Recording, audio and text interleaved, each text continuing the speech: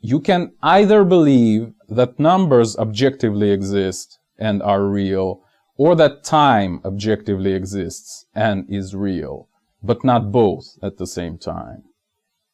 No pun intended.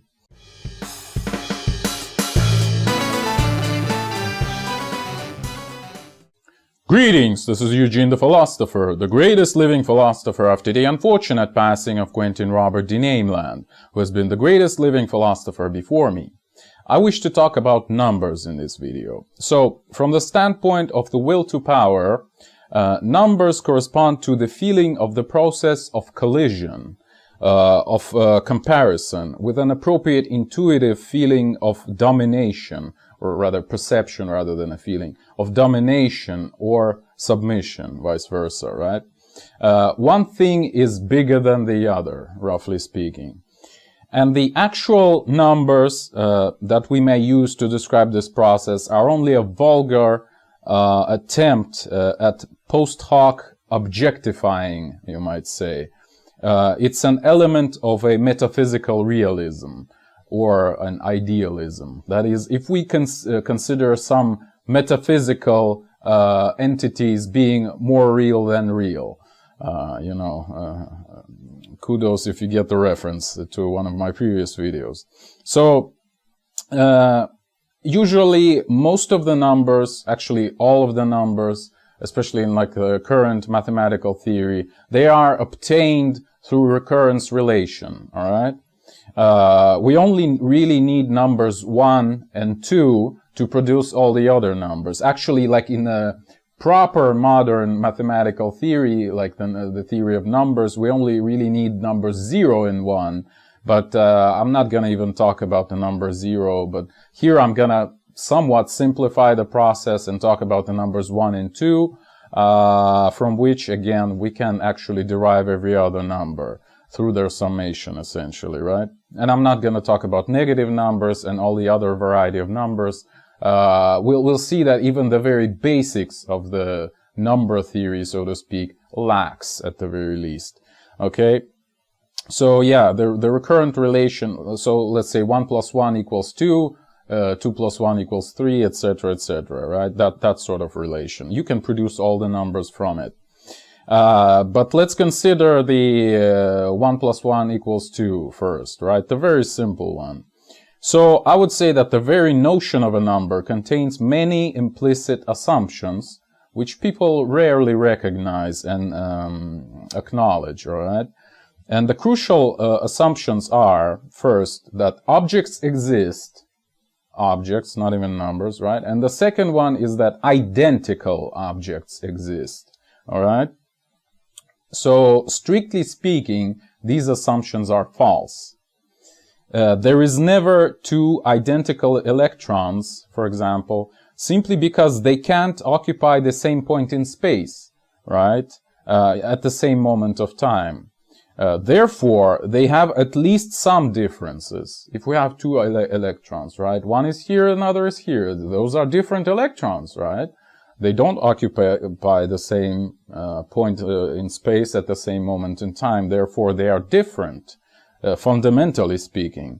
Therefore, we can't really introduce our relation of 1 plus 1 equals 2 because these two ones are different, right? Are not even equal to each other. One of the ones is not one, you might say.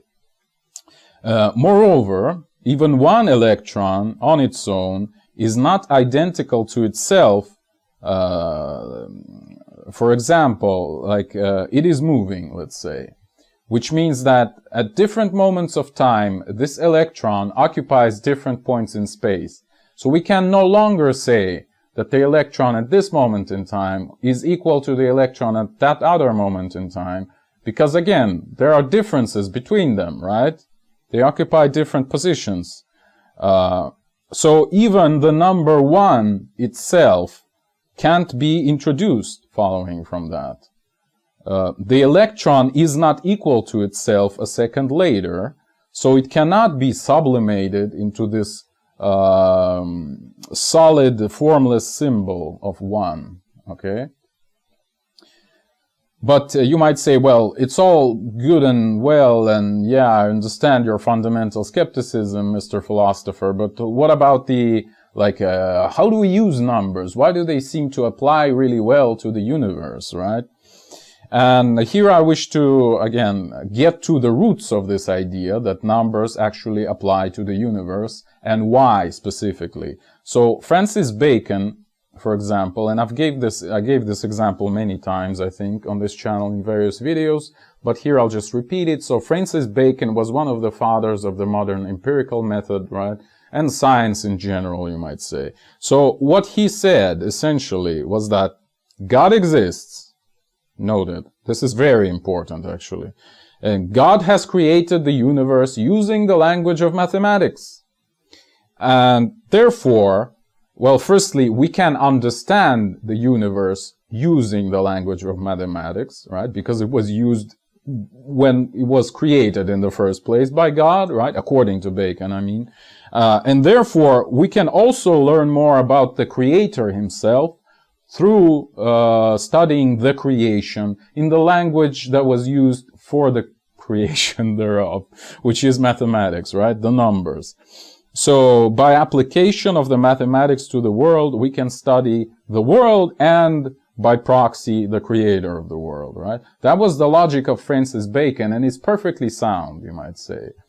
Then there were other people like Pythagoreans, for example, who said that, well, everything is a number ultimately, right? Like at the very bottom of everything there is a number. Numbers are more fundamental than everything else. And there are, of course, modern reiterations of the same mythos with, like again, the it from bit idea of Wheeler, that basically the world is information, and then from the information, i.e. basically a bunch of numbers, we arrive at mass and energy and space and time and whatever else, right? So all of these are what you might call overall Pythagorean ideas, right? Because supposedly Pythagoreans were the first who like absolutized the number to such a degree, no pun intended. So yeah, but following from that as well, as you can see, it all is based on religious assumptions essentially. It's either that God exists or that numbers are somehow fundamental. They have more ontology than even the observable reality. So we're talking about some unobservable reality about which we can probably only like conclude through some proxy by secondary measures, right? By introducing numbers ourselves and looking at it and saying, okay, maybe numbers are actually more fundamental than what we can see and taste and feel and hear and whatever else. Right? So the question of, is mathematics intrinsic to the world? The answer is definitely yes, if you are a believer in a very broad sense of the word. If you believe that there is some deep objective reality which is so deep and objective that it is almost detached from the world itself, right? The proverbial world of ideas of Plato, the proverbial Dinge an sich of Immanuel Kant, etc., etc. The numbers of Pythagoreans, the God of Francis Bacon, and arguably many other people like Benedict Spinoza, for example, etc., etc. Things like that. So if you are a believer in any of this stuff, then yeah, sure, you can claim that numbers are real, they are objective, they are behind everything, and then it's perfectly fine. If you are not a believer, though, if you think that, well, if you have some other, let's say, pathway of reasoning, you might say, like I am, for example, like I might say, well, numbers are just a language, mathematics is just a language that we use to make sense of what's going on, and all of these abstract notions that we concoct in order to, again, proceed in the world are artificial. They are like made by humans, for humans, essentially. Again, to orient in the world, see my video, Nature of Knowledge, where I describe how knowledge is just a bunch of stories which tell each other about the world. Well, it doesn't really matter whether you tell a story in a natural verbal language or in a mathematical language, in the language of mathematical symbols. Like, they are just letters of this language, essentially.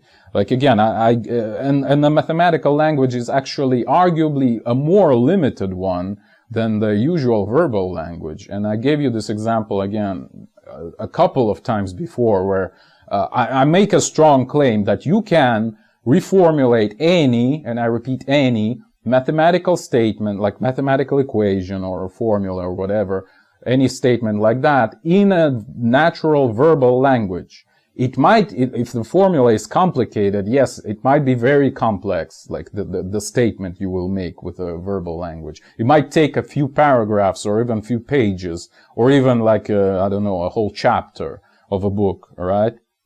Because you'll have to firstly introduce all the definitions, you'll have to do all kinds of stuff like that.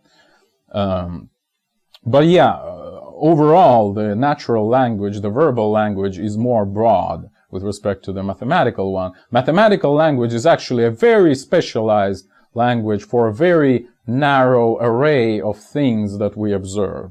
And it's not even always applicable, just as we've talked before. And it's certainly not fundamental whatsoever. But that was my main point about the numbers and their relation to the world. And let's examine some other aspects of this problematic, let's say. So, there is an intrinsic contradiction in numbers themselves. For example, they represent difference in their essence because the numbers are different, right? We use numbers to compare things. So we say one thing is different from the other, therefore we represent it with another number, right? But at the same time, the numbers themselves are obtained by the same method, the same comparison, the application of the same ruler, you might say. Like in physics, it's clear when you introduce the dimensions of physical units, then yeah, like you can see it's the ruler that we applied. Like this table is 2 meters, the other one is 1.5, therefore, but it's 1.5 meters and 2 meters. It means like the meter is the method of comparison, right, of these tables. So it's the ruler that we applied to both tables and said that, well, the comparison is such as a result of this. And again, like the numbers themselves appear through, as I've said, like this recurrence relation, right? So it's basically the manifestation of what I've just said.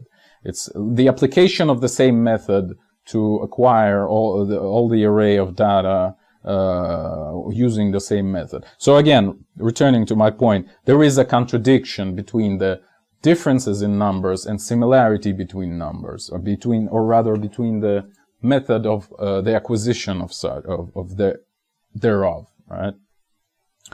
Ergo, there is a limitation on the usage of numbers, since there is such a contradiction. Namely, they only work where we have already been with our ruler and have measured things provisionally. Hence, the result of the interaction is already known, in some sense. The interaction, that is the comparison, you know. And the numbers don't work, on the other hand, where the properties of objects could change depending on the undefined and unestablished quantity and quality of relations. In this sense, time is a-numerical. Time is the denial of numbers, because time is what projects the undefined and yet unknown relations into the world. Time is the bringer of the ultimate unknown, you might say. So you can either believe that numbers objectively exist and are real, or that time objectively exists and is real, but not both at the same time. No pun intended. So let's say we've been everywhere with our ruler and measured everything. Then comes time and tweaks the objects and their properties here and there, so our measurements no longer work, and hence the numbers themselves become useless, right? So time denies numbers. Time is the opposite of a number, if you wish. Time is an anti-number. Time is a-numerical, as I've said. So, to bring a summary to what I've said here, an object is our idea that time doesn't exist, essentially. An object persists despite whatever some people may call time. Let's formulate it this way. And a number is our idea that an object could be sublimated into this propertyless form. Thus, being and existence is in really good relations with numbers, but they are incompatible with the very nature of time. And here I want to bring the final anecdote. So you remember I talked about Alkahest, the universal solvent, and Johann Kunkel, who said that it's stupid to look for a universal solvent in alchemy, meaning, right? Because it would dissolve even the vessel it is contained in, which is a very clever, sophistic way of approaching this. So speaking esoterically, time, as we've seen, conceals everything. It makes things uncalculable and hidden. It soaks them up in its cozy foam. And therefore, time solves everything. Time is the universal solvent. Thank you for watching. The eons are closing.